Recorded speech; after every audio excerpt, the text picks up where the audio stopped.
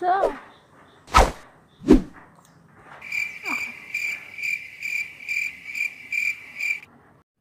guys.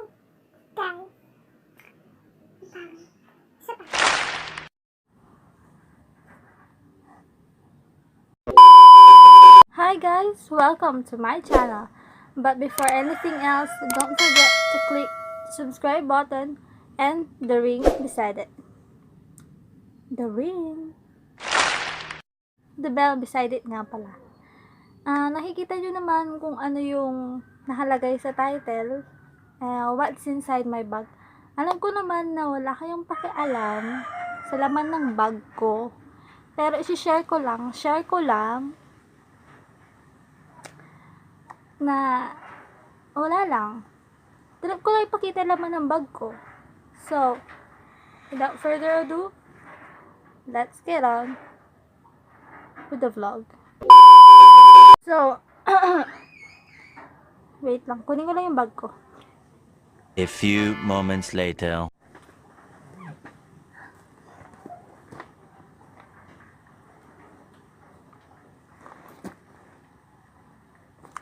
Parang, ang bigat ng bag ko, no? Pero actually, hindi ko alam kung pumapasok ba ako o hindi.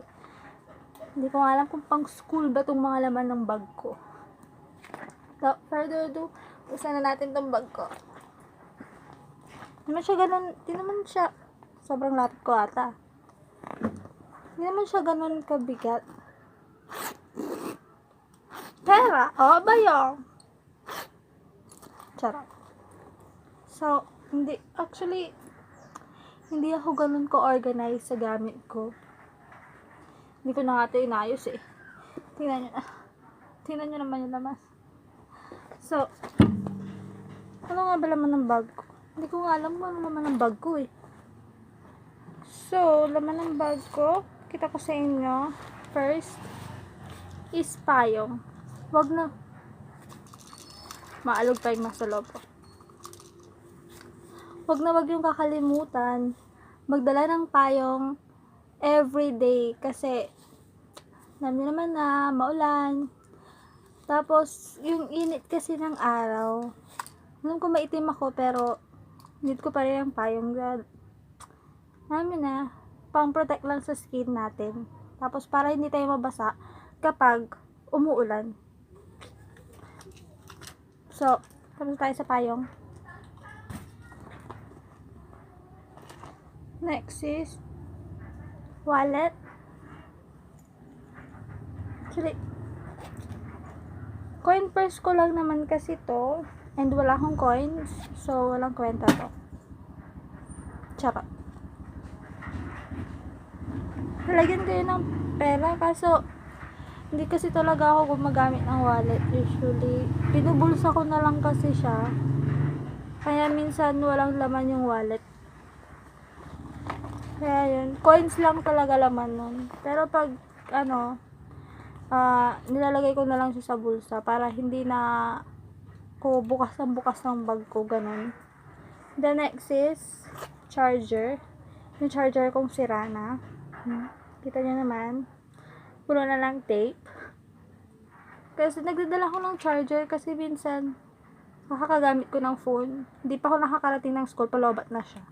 Hindi na ako nakakapag-charge sa bahay. Minsan hindi na talaga ako nag-charge ako gabi. Then, gagamitin ko yung phone ko. Hindi na ako makakapag-charge kasi busy na ako. Tapos, titignan ko yung oras, malilate na ako. So, nakakapag-charge. Sa school na lang ako nag-charge minsan. Hahanap ako ng room na mapag-charge dyan. Kaya, need ko talaga ng charger. And next, ano ba next? Ito. Makeup kit ko to.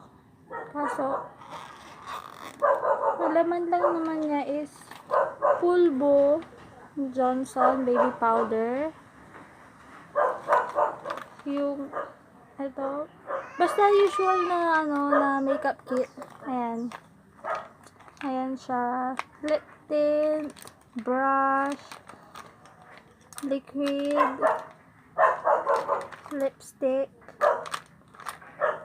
Itong lipstick to. Favorite ko to. Nakita ko kasi to sa friend ko. And nagustuhan ko yung shade niya. Raw burgundy. Hindi ko alam kung nakikita nyo.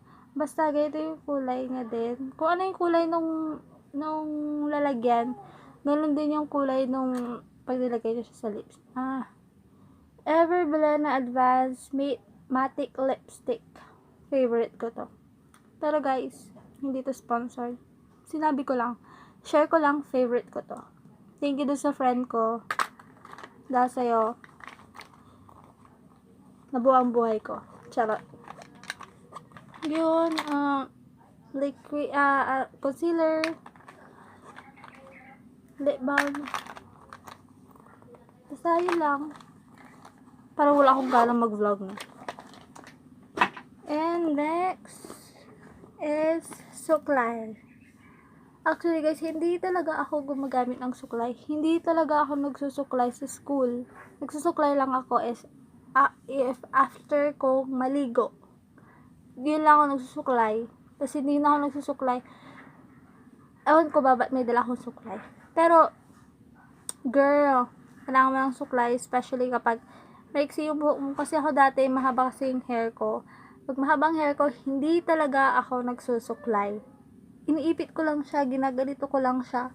Iniikot ko lang siya na ganon. Pero ngayon, kasi nagpaiksi kasi ako ng buhok na hanggang dito, as in parang lalaki yung hair ko. Pakita ko na lang, ipasok ko na lang yung clip. Lagay ko yung clip kahit saan, dito or dito na lang siguro. Yung picture ko na maiksi yung hair ko. Ngayon, humaba na yung hair ko, hanggang dito na siya. Then nakakaroon na ako ng problema kasi kulot talaga. Noong una, dati hindi kulot ang hair ko, pero nung medyo umano na, syempre nagbabago naman, everything change, everyone change, my hair change. Yun, kumukulot na ulit siya, tapos nagpa-fly away. So ngayon nagsusuklay na ako. Ito yung gamit kong suklay, yung paganito siya, kasi para maiganon ko yung buhok ko. Pumasok siya, yung hindi siya fly away, pumasok siya pa ganito. So I really need suklay. And girl, magsuklay ka girl, kasi para hindi ka magmukhang bruha, diba? Next,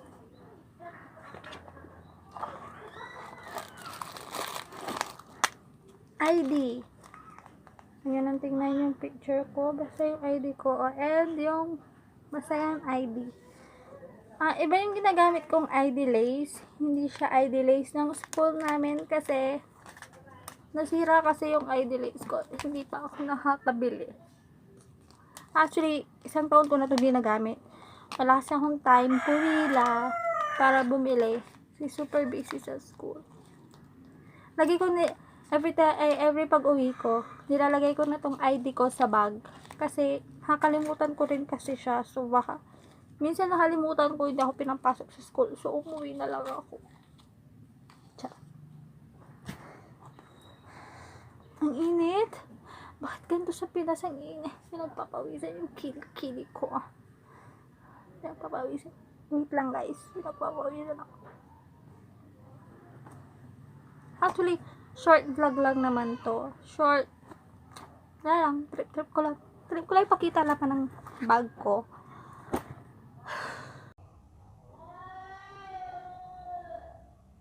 Kasi lang ko sa buhay. Sabi na. Not really fun, but you just can't get into it because they would never understand. Ang drama ko na naman. Pero, anyways, going back, pencil case. Andito lahat ng kailangan ko sa school. Stapler, gunting, ball pens, pa ba? Boyfriend. Ay, charot. Wala pala akong boyfriend. And, gunting. Anong tawag nga ba dito? Basta ito, basta alam niyo na yun. Kung nakikita niyo to, alam niyo na ang tawag dito. Kalimutan yung pangalan dito. Correction tape, yun.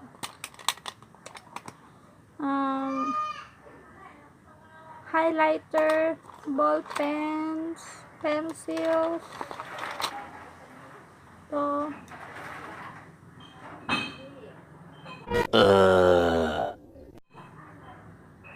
Hindi ko na naman alam kung ang tawag dito. Basta ito, cutter.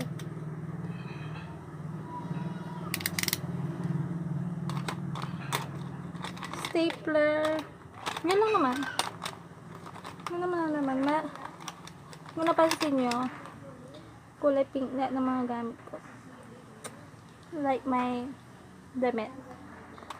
So, papakababae na kasi ako. Yeah. Yun.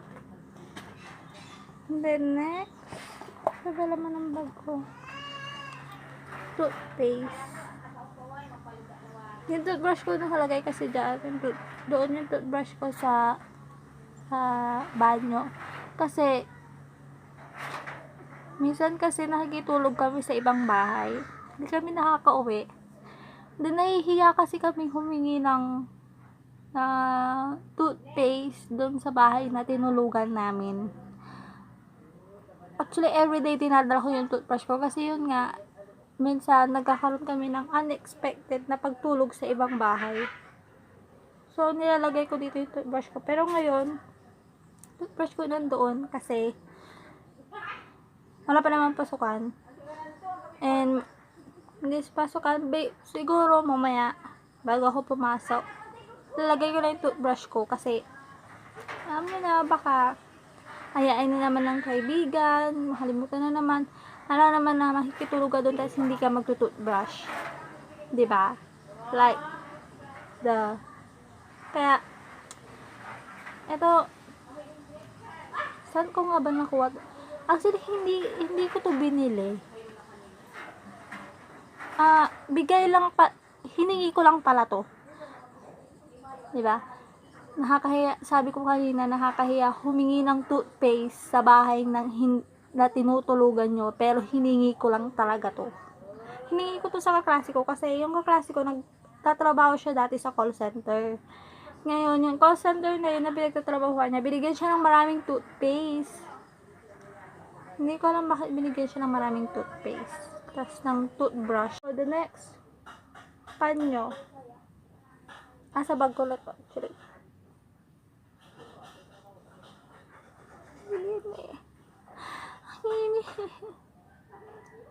So, panyo. Diba, kusot-kusot na. Hindi ako umaalis ng bahay nang walang panyo kasi sa sobrang init, kailangan ko ng panyo, like magpupunas ka sa mukha mo, gano'n, or pag walang panyo, tissue. Kaso naubusan ako ng tissue, so panyo na lang. Ano ba naman ang bag?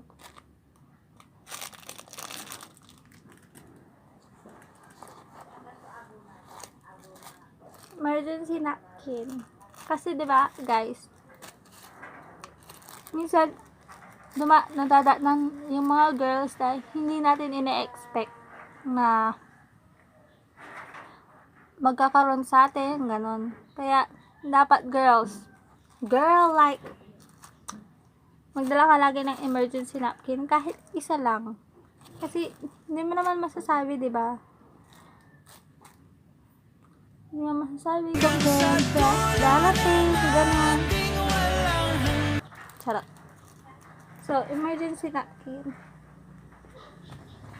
Ano ba naman ang bag ko? Wala na ata laman. Hindi na nagdadala. Actually guys, kung napansin nyo, may dala akong ballpen pero wala akong dalang notebook. Kasi sa school namin, usually hindi talaga kami gumagamit ng notebook. Nasa sayo naman yun kung gumagamit ka ng notebook. May notebook ako. May ginagamit akong notebook. Kaso nasa labas kasi siya. Kasi galing kasi ako sa labas. Nagsulat ako ng kung ano-ano. Mga kailangan kong tapusin. Ganon. Or ano, naglalagay ako ng gumagawa kasi ako ng listahan kung ano yung mga gagawin ko para hindi ko siya makalimutan. So, nakalimutan ko siyang kunin sa labas. Kasi, nagbantay ako ng nanay ko sa labas. Ng paninda. So, nandun yung notebook ko. So, hindi ko mapapakita yung notebook ko kasi nandun ako sa labas. So, guys, actually yun lang. And yun lang naman ang bag ko. And guys, itong bag ko, hilig ko mag-ukay. And itong bag na to is galing ukay talaga. Diba? Diba ang ganda? Parang ko. Charot. Galing ukay lang tong bag ko. And, yun. Kung sa loob, wala na siyang naman. Siya naman. Diba? Siya naman, tapos may secret pocket siya. May pocket, secret pocket. May pocket pa siya sa loob. Hindi ko lang kung paano ko ipapakita siya. Yan. Yan. May pocket siya sa loob. Yun lang, yung pocket niya. Tapos meron siyang ganito. Parang hindi siya mag-over open yung bag. Yan.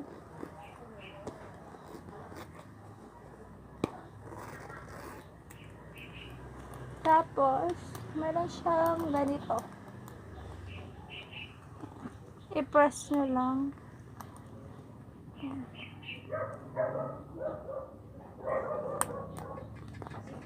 A few moments later. I-press lang siya para mag-open. Kaso ayaw na mag-open. Yan. Yan. Hindi ko alam anong use dito. Pero siguro pwede kayo magsabit ng kahit na ano.